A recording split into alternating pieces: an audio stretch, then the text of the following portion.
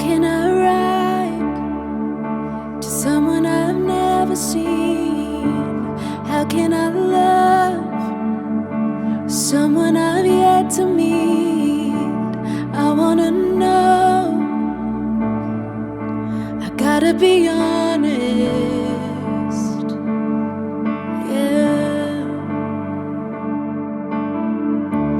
How can I trust someone who says they're good when it doesn't turn out the way that I think it should? I wanna know, I gotta be honest, yeah. And I hope you're not afraid of my questioning, 'cause I will fight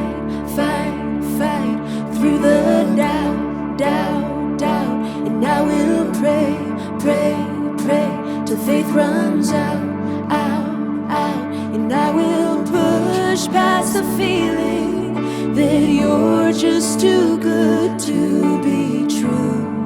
But I gotta be honest, believing is hard to do.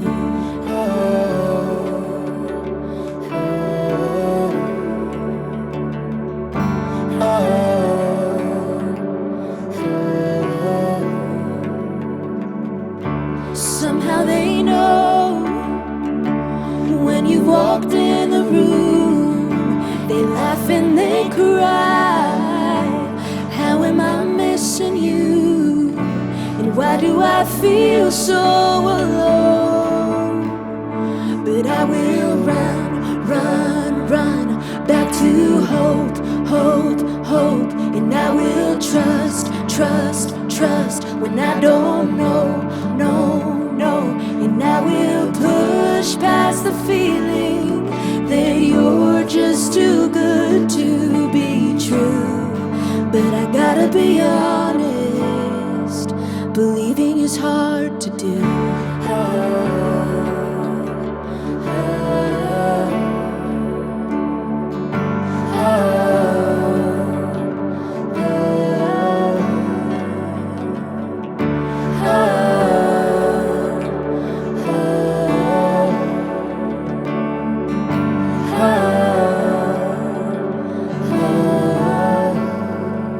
And I hope you're not afraid of my questioning. Am I wasting my breath or are you listening? 'Cause if seeing is believing, how can I believe?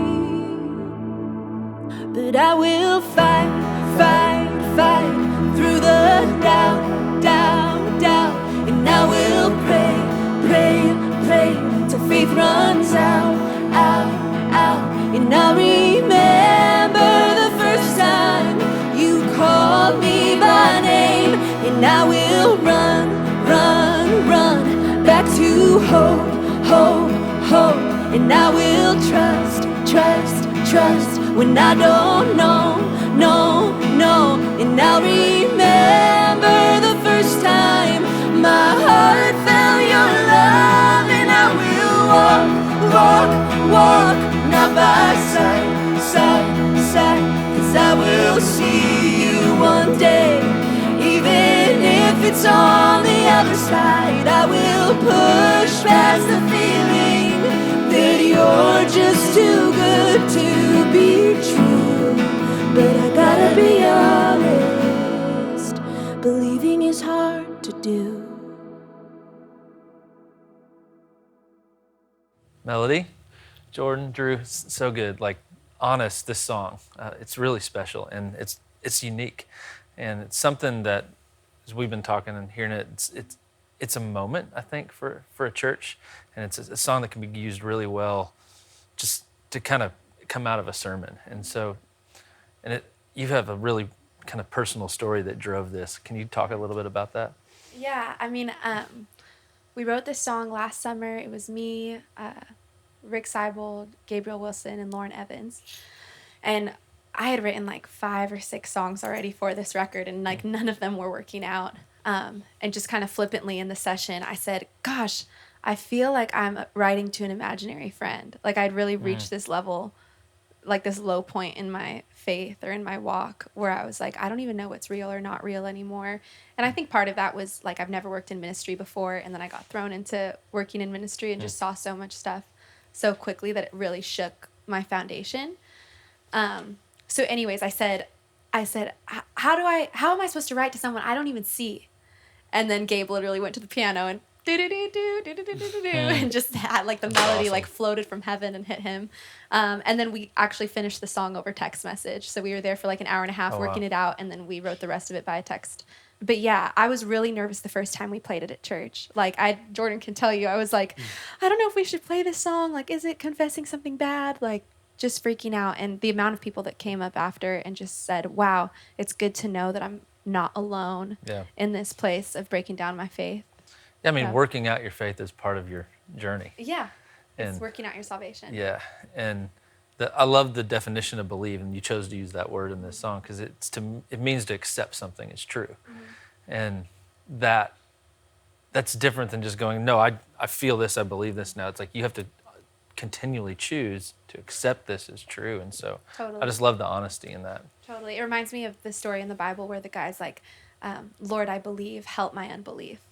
Like, it's sometimes you're in that weird gray zone and he doesn't condemn you for it. And I shared with you earlier about Michael Ketterer. So after we wrote this song and then we did it at church, I was still like, ugh, like I don't know how I feel about this song, if it's okay to sing, if I'm allowed to sing it.